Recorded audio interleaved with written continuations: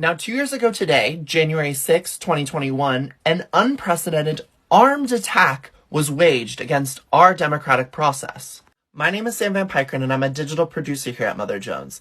2 years ago, I made this video with reporter Mark Fullman. Now, for the past 2 years, Republican lawmakers across the country have been trying to downplay the entire narrative about what happened on January 6th. This downplaying is also just a flat-out lie. They claim that there were no guns and no weapons that were brought to the Capitol. But as you'll see in this video, that's not the truth.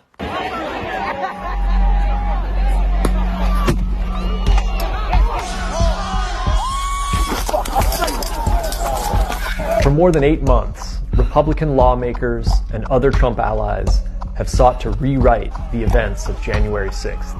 There was no insurrection, and to call it an insurrection, in my opinion, is a bold-faced lie. Even calling it an insurrection, it wasn't. Portraying the thousands of Trump supporters who stormed the U.S. Capitol as mostly peaceful and patriotic. There was also a love fest between the police, the Capitol Police, and the people that walked down to the Capitol. They've downplayed the extensive violence and mayhem of that day. Obviously, this is a huge victory for these protesters. They're hugging and kissing the police and the guards. A mob of older people from unfashionable zip codes. You know, if you didn't know the TV footage was a video from January the 6th, you would actually think it was a normal tourist visit. This attempted cover-up has included a key claim that the mob at the Capitol had no guns. This didn't seem like an armed insurrection to me. When you hear armed, don't you think of firearms? The answer is no.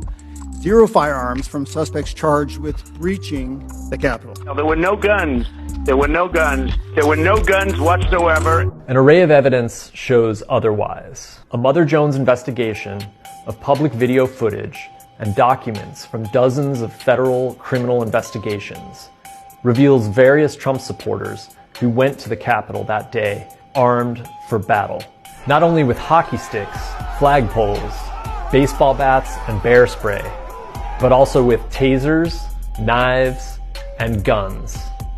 Prosecutors have brought gun charges against at least 3 insurrectionists so far. Christopher Alberts, who apparently was arrested yesterday. Christopher Alberts, accused of taking a loaded handgun into the Capitol. Who is calling for the overthrow of the U.S. government. It is your duty to overthrow that government and reinstate a new government. Today's the day for the people.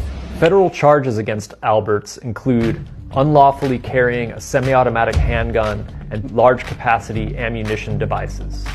Then there's this Texas man, identified by prosecutors as a 3%er militia member. 48-year-old Guy Reffitt of Wiley identified in still photos from the FBI arrest warrant on a staircase of the Capitol building wearing a blue jacket over a tactical-style vest and a helmet with a camera attached. Among other charges, Reffitt is accused of carrying a handgun at the Capitol.